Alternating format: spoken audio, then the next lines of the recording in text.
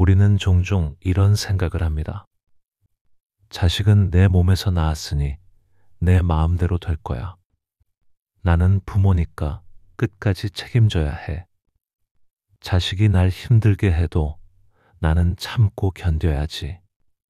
하지만 그런 다짐이 결국 내 마음을 무너뜨리는 순간이 찾아옵니다. 아들의 말 한마디에, 딸의 무심한 표정에 가슴이 찢어지고 눈물이 쏟아질 때, 그때 우리는 묻습니다. 왜 내 자식은 나를 이렇게 아프게 할까? 내가 뭘 그렇게 잘못한 걸까? 혹시 이 고통도 전생의 업일까? 부처님 앞에 앉은 제자들도 비슷한 질문을 던졌습니다. 세존이시여, 저는 참아보았고 잘해보았습니다. 그런데도 자식은 저를 밀어냅니다. 이 고통은 과연 어디서 온 것입니까? 부처님은 말씀하셨습니다. 업이란 죄가 아니다. 그것은 원인이며 조건이다. 이 말은 매우 중요합니다.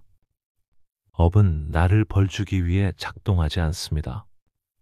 업은 지난 삶의 원인이고 그 원인이 지금 어떤 조건을 만나서 하나의 결과로 열매를 맺고 있을 뿐입니다.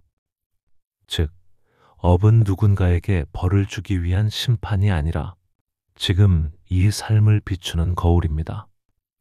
하지만 우리는 고통을 느끼는 순간 이유보다는 운명이라는 단어로 덮어버리려는 습관이 있습니다. 내가 뭔가 큰 죄를 지었나 보다.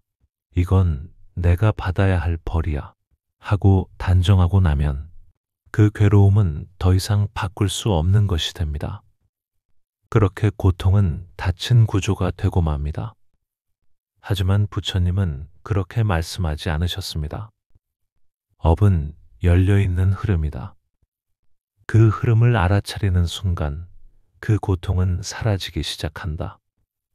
예를 들어보겠습니다.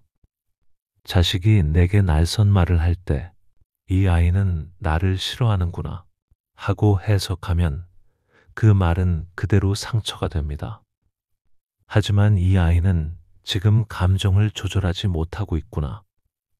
이건 내 업이 아니라 이 아이의 고통이 흘러나온 것이구나 하고 받아들인다면 그 순간부터 그 말은 나를 찌르는 화살이 아니라 마음의 연기를 알려주는 신호가 됩니다. 업을 운명이라 말하면 그건 끝입니다.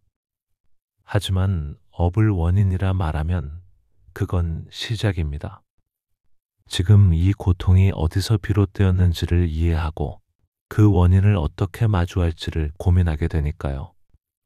그리고 어떤 스님은 이런 말씀도 하셨습니다. 자식은 때로 부모의 업을 갚아주는 은인입니다. 불교 경전, 특히 자바암경과 대보적경에서는 이렇게 전합니다. 모든 인연은 갚거나 갚게 하거나 갚아야 하는 인연이다. 자식과 부모 사이도 단순히 이번 생에서 만들어진 인연이 아니라 과거 생에서의 업이 지금의 형태로 다시 드러난 것이라 봅니다. 어쩌면 그 자식이 이번 생에서 나를 돕는 이유는 내가 전생에 그를 도왔기 때문일 수 있습니다.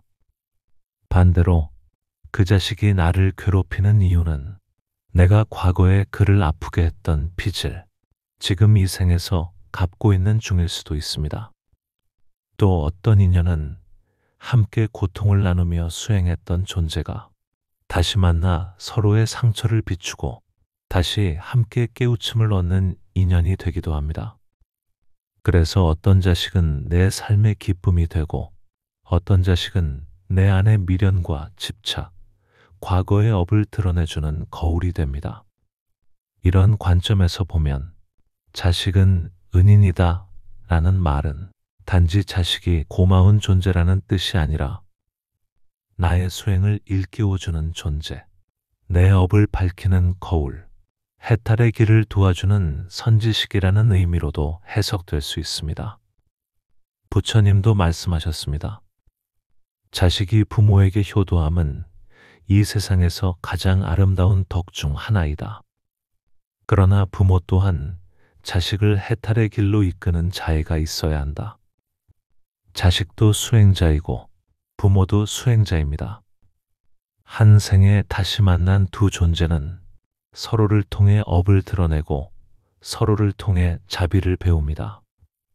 그래서 때로는 감사의 대상, 때로는 수행의 대상, 때로는 용서의 대상이 되며 결국엔 업의 인연을 풀어가는 인연이 됩니다.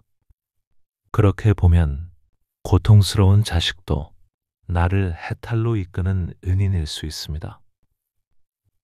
부처님은 고통의 원인을 밝히는 분이셨지, 고통의 책임을 전생으로만 돌리는 분이 아니셨습니다. 그러니 우리도 묻는 법을 바꿔야 합니다. 왜 나에게 이런 일이 생겼는가? 보다는 지금 이 고통은 무엇을 알려주고 있는가? 나는 지금 이 흐름에서 무엇을 선택할 수 있는가? 이 질문을 시작으로 운명의 흐름은 배움의 흐름으로 바뀝니다. 자식을 은인으로 바라보는 순간 우리의 시선은 바뀌기 시작합니다.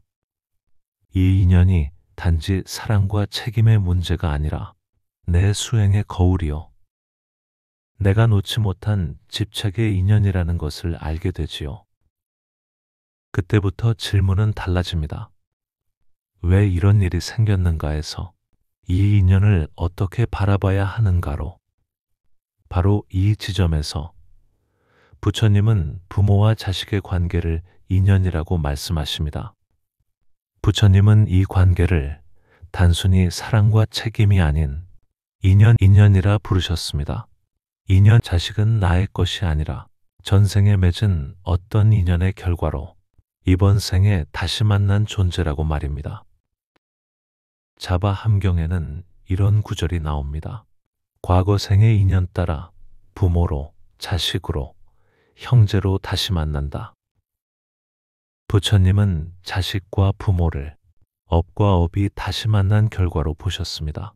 그래서 이 관계는 결코 고정된 것이 아니며 누군가의 소유도 아니며 늘 깨어서 분별하고 바라봐야 할 인연인 것입니다.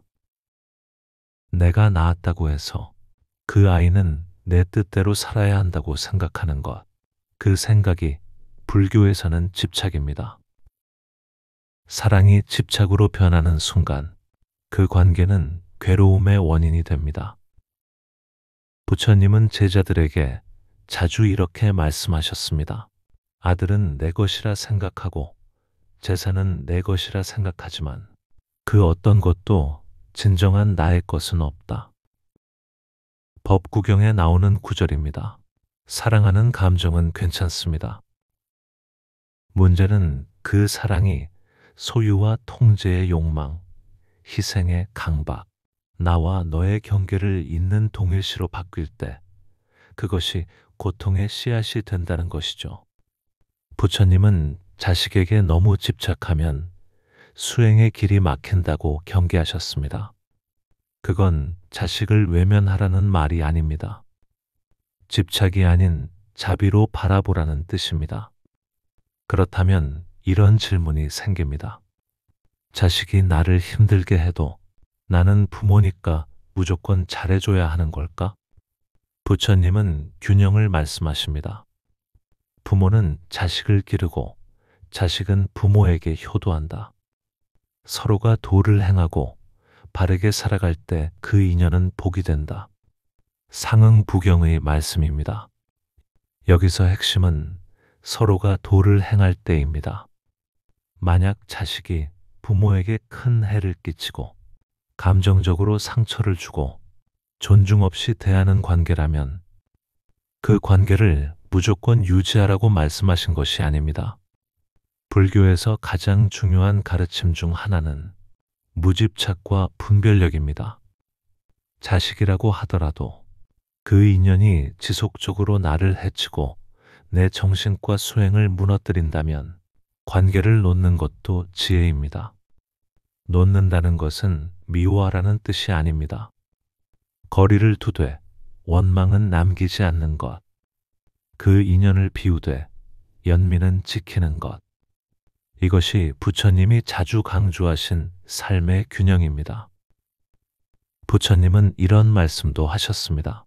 해로운 인연은 비우되 마음엔 원한을 남기지 말라. 사실 이런 고통은 자식만 느끼게 하는 것이 아닙니다.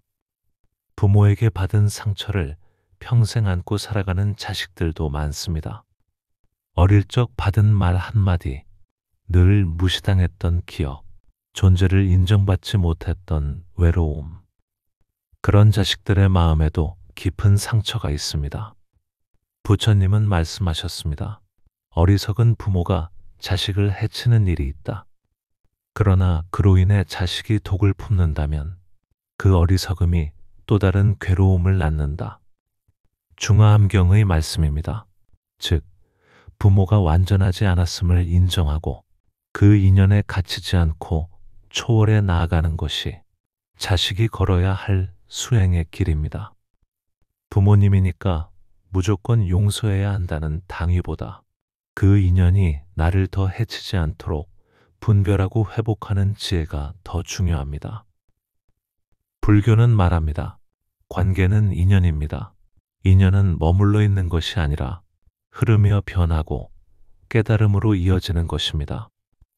지금 함께 살고 있는 이 가족이 반드시 영원히 함께할 인연은 아닙니다.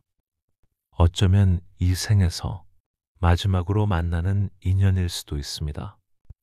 그리고 어쩌면 이 생에서 처음 용서하고 보내줘야 하는 인연일 수도 있습니다. 우리는 선택해야 합니다. 그 인연을 붙잡고 괴로움의 씨앗으로 만들 것인지 아니면 놓고 깨달음의 토양으로 삼을 것인지. 사랑과 집착은 아주 가까운 이웃입니다.